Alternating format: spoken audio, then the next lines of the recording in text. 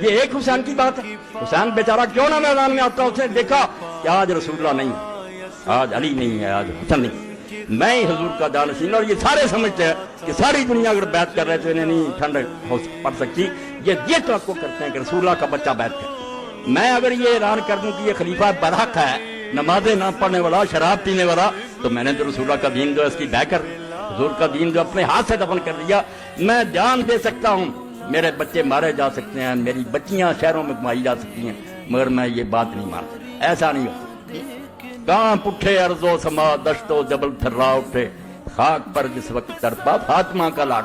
آج میرے تمہارے لیے تو حسین ایک نام ہے, مگر اس صدی کے لوگ تو جانتے تھے کہ یہ رسول اللہ کا کیا تھا.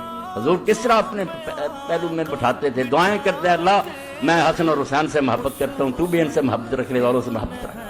کرم عطا ان کی وراثت ہے.